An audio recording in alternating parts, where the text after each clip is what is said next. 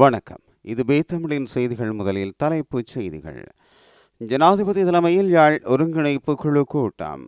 முன்னாள் ஜனாதிபதிகளின் சலுகைகள் அனைத்தும் நீக்கப்படும் அனுர அரசு. தென்னிலங்கையில் துப்பாக்கிச் சூடு, ஸ்தலத்திலேயே 3 பலி. தமிழரசு கட்சியின் தலைவர் மாவை சேனாதி ராஜாவிற்கு பல தரப்பினரும் இரங்கல் தெரிவிப்போம். விடுதலை புலிகளால் மகிந்தவின் உயிருக்கு ஆபத்து, பாதுகாப்பு கோரும் முன்னாள் எம்பி.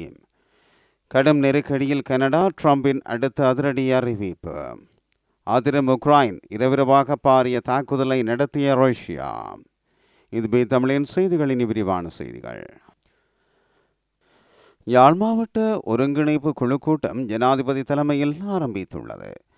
யாழ் மாவட்ட செயலகத்தில் குறித்த கூட்டம் இன்று ஆரம்பமானது. குறித்த நிகழ்விற்கு அமைச்சர் பிமல் ரத்நாயக்க, கடற்றொழில் மற்றும் நீரியல் வளத்துறை அமைச்சர் இராமலிங்கம் சந்திரசேகர், யாழ் மாவட்ட அரசாங்க அதிபர், வடக்கு மாகாண ஆளுநர் வேதநாயகன் ஆகியோர் உள்ளிட்ட பிரதிநிதிகள் கலந்து கொண்டுள்ளதுடன் பல்வேறு விடயங்கள் தொடர்பில் கலந்துரையாடப்பட்டு வருகின்றது. இதேவேளை மேலும் பல பொதுக்கூட்டங்களில் ஜனாதிபதி கலந்து கொள்வார் என்று ஜனாதிபதியின் ஊடகப் பிரிவு தெரிவித்துள்ளது. அத்துடன் வடக்கு மக்கள் எதிர்கொள்ளும் பிரச்சினைகள் குறித்தும் ஜனாதிபதி ஆராய உள்ளதாகவும் குறிப்பிடப்பட்டுள்ளது. இந்நிலையில் இன்றைய கூட்டத்தின் நிகழ்ச்சி நிரலில் சேர்த்துக் கொள்வதற்கான 20 முக்கிய விடயங்கள் உள்ளடக்கிய விடயதானங்களை தமிழ் தேசிய மக்கள் முன்னணியின் தலைவரும் நாடாளுமன்ற உறுப்பினருமான கஜேந்திரகுமார் பொன்னம்பலம் மாவட்ட அரசாங்க அதிபர் எம் பிரதீபனுக்கு வழங்கியுள்ளார். அதன்படி யாழ்ப்பாணம் போதனா வைத்தியசாலையின் மகப்பேற்று விடுதி உடனடியாக அமைக்கப்படல், யாழ்ப்பாணம் போதனா வைத்தியசாலையில் காணப்படும் கட்டில் தட்டுப்பாட்டை நிவர்த்தி செய்தல், யாழ்ப்பாணம் பண்ணையில் அமைந்துள்ள காசநோய் சிகிச்சை பிரிவின் அடிப்படை வசதிகள் மேம்படுத்தப்பட்டு மயிலட்டியிலுள்ள காசநோய் பிரிவை அங்கு இயக்குவதற்கு நடவடிக்கை எடுக்கப்பட்டு ஆளணி நியமனம் செய்தல் உள்ளிட்ட பல சுகாதார வசதிகளை அபிவிருத்தி செய்யப்படல் வேண்டுமென நாடாளுமன்ற உறுப்பினர் கஜேந்திரகுமார் பொன்னம்பலம் வலியுறுத்தியுள்ளார். அத்துடன் யாழ்ப்பாணம் மாவட்டத்தில் இளைஞர்கள் பலர் போதைப்பொருள் பயன்பாட்டிற்கு அடிமையாகியுள்ள நிலையில் அவ்வாறு பாதிக்கப்பட்டவர்களை புனர்வாழ்வளிப்பதற்காக நிலையம் ஒன்று யாழ்ப்பாண மாவட்டத்தில் அமைத்தல், படகுகள் பாதுகாப்புக்கான கல்லணைகளை கரையோர பகுதியில் அமைக்கப்படல் வேண்டும், வலைகள் படகுகள் சேதமாக்கப்பட்ட கடற்றொழிலாளர்களுக்கு இழப்பீடுகள் வழங்க வேண்டும், அத்துடன் வெள்ளப்பெருக்கு காரணமாக ஏற்பட்ட விவசாய அழிவுகளுக்கு இழப்பீடு வழங்க வேண்டும் போன்ற பல விடயங்கள் இதில் உள்ளடக்கப்பட்டுள்ளன. அரசியலமைப்பு திருத்தமின்றி முன்னாள் ஜனாதிபதிகளின் அனைத்து வரப்பிரசாதங்களையும் குறைக்க முடியும் என அமைச்சர் பிமல் ரத்நாயக்க தெரிவித்துள்ளார். கொழும்பில் நேற்று நடைபெற்ற நிகழ்வொன்றில் கருத்துரைக்கையில் அவர் இந்த விடயத்தை தெரிவித்துள்ளார். மேலும் கருத்து தெரிவித்த அமைச்சர், ஜனாதிபதி அனுரகுமார் திசாநாயக்க தலைமையிலான அரசாங்கம் முன்னாள் ஜனாதிபதிகளின் சலுகைகளை குறைப்பதற்கு தீர்மானித்துள்ளது. இதற்கமைய முன்னாள் ஜனாதிபதி மஹிந்த ராஜபக்சவின் உத்தியோகபூர்வ இல்லம் தொடர்பிலேயே அதிகளவு பேசப்பட்டது. கொழும்பு விஜயராம வீதியில் உள்ள உத்தியோகபூர்வ இல்லத்தின் வாடகை தொடர்பாக அனுரகுமார் திசாநாயக்க பல சந்தர்ப்பங்களில் அறிக்கைகளை வெளியிட்டுள்ளார். அத்துடன் புதிய அரசாங்கத்தின் ஏனைய உறுப்பினர்களால் அனைத்து முன்னாள் ஜனாதிபதிகளும் தங்களது உத்தியோகபூர்வ இல்லங்களை விட்டு வெளியேறுவதற்கு அழுத்தம் கொடுக்கப்பட்டு வருகிறது. இதேவேளை முன்னாள் ஜனாதிபதிகளின் சலுகைகள் மற்றும் பிரசாதங்களை அரசியலமைப்பு திருத்தத்திற்கு பின்னரே குறைக்கவோ அல்லது திருத்தவோ முடியும் என சட்ட வல்லுநர்கள் சுட்டிக்காட்டுகின்றனர். இந்த நிலையில் அரசியலமைப்பை திருத்தாமல் நீக்கப்படக்கூடிய முன்னாள் ஜனாதிபதிகளின் வரப்பிரசாதங்கள் மற்றும் சலுகைகள் அனைத்தும் நீக்கப்படும் என அமைச்சர் பிமல் ரத்நாயக்க குறிப்பிட்டார். காலியில் இடம்பெற்ற துப்பாக்கிச் சூட்டில் 3 பேர் சம்பவ இடத்திலேயே உயிரிழந்ததாக தகவல்கள் வெளியாகியுள்ளது. கினிதும பனங்கல பிரதேசத்தில் நேற்றிரவு இந்த துப்பாக்கிச் சூட்டு சம்பவம் இடம்பெற்றதாக காவல்துறையினர் தெரிவித்தனர். மோட்டார் சைக்கிளில் வந்த 256 ரக துப்பாக்கியை பயன்படுத்தி மேற்படி துப்பாக்கி பிரயோகத்தை மேற்கொண்டுள்ளதாக குறிப்பிடப்படுகிறது. துப்பாக்கி சூடு நடத்தப்பட்ட சந்தர்ப்பத்தில் குறித்த மூவரும் மதுபானம் அருந்திக் கொண்டிருந்ததாக தெரிவிக்கப்படுகின்றது. உயிரிழந்தவர்களில் 2 29 மற்றும் 54 வயதுடையவர்கள் என தெரிய வந்துள்ளதுடன் மற்றவரின் வயது உறுதிப்படுத்தப்படவில்லை. இந்த நிலையில் சம்பவம் தொடர்பான விரிவான விசாரணைகளை கினிதும காவல்துறையினர் முன்னெடுத்துள்ளமை குறிப்பிடத்தக்கது. தமிழ் தேசியத்தின் தலைவர்களை ஒன்றிணைத்த போராளியே மாவை புகழுடலுக்கு அஞ்சலி செலுத்திய பின்னர் சிவிகே சிவஞானம் இவ்வாறு தெரிவித்துள்ளார். தமிழ் தேசிய இனத்தின் தலைவர்களை ஒன்றிணைத்து ஒரு போராளியே மாவை சீனாதராஜா என்று இலங்கை தமிழரசு கட்சியின் பதில் தலைவரும் வடக்கு மாகாண சபையின் அவை தலைவருமான சிவிகே சிவஞானம் தெரிவித்தார். இதேவேளை காலம் முழுவதையும் மக்களுக்காக செலவிட்ட தலைவரே சேனாதி ராஜா என அனுதாப செய்தியில் வடக்கு ஆளுநர் தெரிவித்துள்ளார். காலம் முழுவதையும் மக்களுக்காகவே செலவிட்ட தலைவர் ஒருவரை இன்று இழந்து நிற்கின்றோம் என்று வடக்கு மாகாண ஆளுநர் ந வேதநாயகன் தெரிவித்துள்ளார். இலங்கை தமிழரசுக் கட்சியின் மூத்த தலைவரும் முன்னாள் நாடாளுமன்ற உறுப்பினருமான சேனாதி ராஜாவின் மறைவையொட்டி வடக்கு மாகாண ஆளுநர் விடுத்துள்ள இரங்கல் செய்தியிலேயே மேற்கண்டவாறு தெரிவித்துள்ளார். தமிழரசுக் கட்சியின் ஒற்றுமைக்காக கடுமையாக போராடியவர் சேனாதி ராஜா என சித்தார்த்தன் தெரிவித்துள்ளார். மாவை சேனாதி ராஜா தனது இறுதி காலத்தில் இயற்கையான மூப்பு உடல் உபாதைகள் அனைத்தும் மத்தியிலும் தனது தமிழரசுக் கட்சியின் ஒற்றுமைக்காகவும் கட்சியின் தடம் மாறாத செயற்பாடுகளுக்காகவும் கடுமையாக போராடியதை கண்டோம். அதற்காக கடுமையான விமர்சனங்களுக்கும் அவமானங்களுக்கும் அவர் முகம் கொடுத்ததையும் அதன் காரணமாக மனதாலும் உடலாலும் அவர் தளர்ந்திருந்தமையையும் கண்டோம். தமிழரசுக் கட்சியின் மூத்த தலைவரும் தமிழ் தேசிய இன விடுதலை போராட்டத்தின் முதன்மை போராளிகளில் ஒருவருமான மாவை சேனாதி ராஜாவின் மறைவுக்கு எங்கள் ஆழ்ந்த இரங்கலை தெரிவித்துக் கொள்கிறோம் என்று தனது அறிக்கையில் தொடர்ந்துள்ளார்.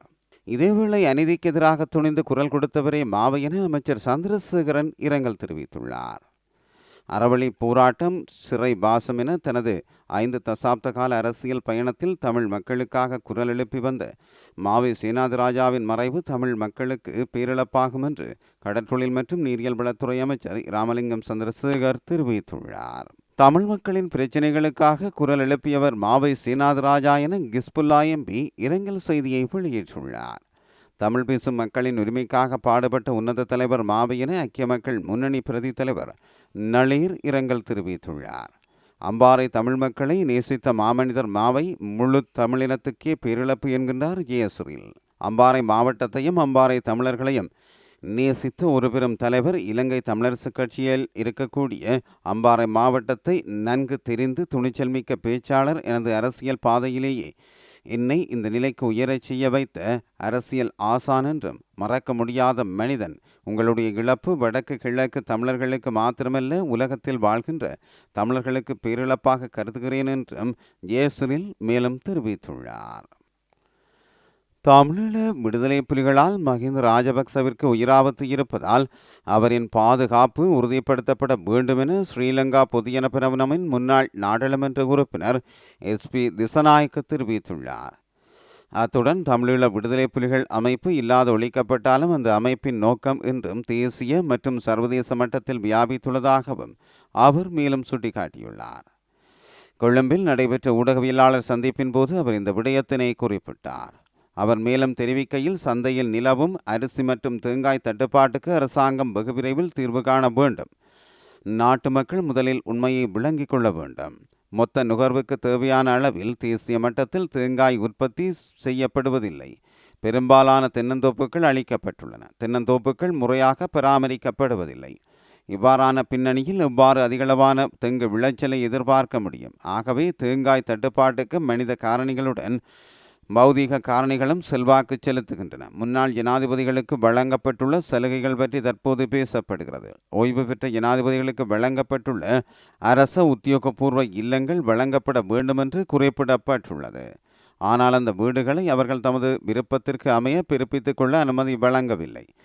முன்னாள் ஜனாதிபதி மஹிந்த ராஜபக்சவுக்கு வழங்கப்பட்டுள்ள விஜயராம இல்லத்தை அவர்கள் அரசு செலவில் தமது விருப்பத்திற்கு அமைய புதுப்பித்துள்ளார்கள். நாடு வங்குரோத்தடைந்த சந்தர்ப்பத்திலும் அந்த வீட்டை புனரமைப்பதற்கு பல மில்லியன் ரூபாய் செலவிடப்பட்டுள்ளது. ஆகவே இது முறையற்றதொரு செயல்பாடாகும். மஹிந்த ராஜபக்ச 30 ஆண்டுகால யுத்தத்தை முடிவுக்கு கொண்டு வந்தார். விடுதலை புலிகள் அமைப்பு அளிக்கப்பட்டிருந்தாலும் அந்த அமைப்பின் நோக்கம் இன்றும் தேசிய மற்றும் சர்வதேச மட்டத்தில் வியாபித்துள்ளது.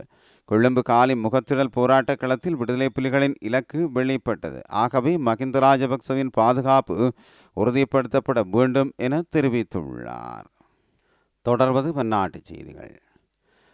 கனடா மீது வரி விதிப்பது தொடர்பில் தாம் ஏற்கனவே குறிப்பிட்டதை சனிக்கிழமை நிறைவேற்றியிருப்பதாக அமெரிக்க ஜனாதிபதி டொனால்ட் ட்ரம்ப் தெரிவித்துள்ளார். ஓவல் அலுவலகத்தில் நேற்று இடம்பெற்ற செய்தியாளர் சந்திப்பிலேயே அவர் மேற்கண்டவாறு குறிப்பிட்டுள்ளார். மேலும் மெக்சிகோவும் கனடாவும் வர்த்தக விவகாரத்தில் அமெரிக்காவுக்கு ஒருபோதும் நல்லது செய்ததில்லை எனவும் குற்றம் சாட்டியுள்ளார்.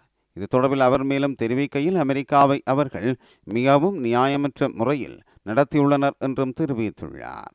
இதனால் நாம் துரித நடவடிக்கை எடுக்க வேண்டிய கட்டாயத்தில் உள்ளோம் என குறிப்பிட்டுள்ள ட்ரம்ப், அவர்களிடமுள்ள பொருட்கள் இனி நமக்கு தேவையில்லை என குறிப்பிட்டுள்ளார். மேலும் அமெரிக்காவிடம் தேவையான அளவுக்கு எண்ணெய் மற்றும் மரக்கட்டைகள் இருப்பதாக குறிப்பிட்டுள்ள அவர் வரி சதவிகிதம் காலத்திற்கு ஏற்றாற்போல் உயரவும் குறையவும் வாய்ப்புள்ளதாகவும் தெரிவித்துள்ளார். இதனிடையே ட்ரம்பின் வரி விதிப்பு தொடர்பில் கருத்து தெரிவித்துள்ள கனேடிய நிர்வாகம் எதையும் எதிர்கொள்ள தயாராக இருப்பதாக தெரிவித்துள்ளது. அத்துடன் எரிசக்தி ஏற்றுமதியை ரத்து செய்யவும் சில பொருட்கள் மற்றும் வளங்கள் மீது ஏற்றுமதி வரி விதிக்கவும் வாய்ப்பு இருப்பதாகவும் கனேடிய நிர்வாகம் தெரிவித்துள்ளமை குறிப்பிடத்தக்கது. உக்ரைனின் பல பகுதிகள் மீது இரவிரவாக ரஷ்யா பாரியளவில் ஆளில்லா விமானங்களை கொண்டு தாக்குதல் நடத்தியுள்ளதாக தகவல்கள் தெரிவிக்கின்றன. இதன்படி உக்ரைனின் பெரிய நகரமான சுமியில் ரஷ்யா ட்ரோன் மூலம் தாக்குதல் நடத்தியது. இந்த தாக்குதலில் அப்பகுதியில் உள்ள ஒரு அடுக்குமாடி குடியிருப்பு சேதமடைந்தது. இந்த தாக்குதலில் ஒரு குழந்தை உட்பட 4 பேர் கட்டிட இடிபாடுகளில் சிக்கி உயிரிழந்தனர். இதனால் அந்த குடியிருப்பில் வசித்திருந்து 120 பேர் உடனடியாக வெளியேற்றப்பட்டனர். அதேபோல் உக்ரைனின் தெற்கு ஒடிசா பகுதியில் ஒரு மருத்துவமனை மற்றும் 2 அடுக்குமாடி கட்டிடங்களை ட்ரோன்கள் சேதப்படுத்தியதாக பிராந்திய தலைவர் ஓலே கிப்பர் டெலிகிராமில் தெரிவித்துள்ளார். எனினும் எவருக்கும் காயம் ஏற்படவில்லை என்று அவர் கூறினார். மேலும் இரவு நேரங்களில் ரஷ்யா ஏவிய 80க்கும் மேற்பட்ட ட்ரோன்களை உக்ரைன் இராணுவம் சுட்டு வீழ்த்தியது. ரஷ்யா உக்ரைனின் இரவு முழுவதும் 80க்கும் மேற்பட்ட ட்ரோன்களை ஏவியதாக உக்ரைன் விமானப்படை தெரிவித்துள்ளது. இவை பொதுவான இரவு நேர தாக்குதல்கள். இவற்றில் பெரும்பாலான ட்ரோன்கள் சுட்டு வீழ்த்தப்பட்டதாக அறிவிக்கப்பட்டுள்ளது. இது பி தமிழின் செய்திகள். மீண்டும் நாளை சந்திப்போம். தொடர்ந்தும் உங்கள் ஒத்துழைப்பை வழங்குங்கள்.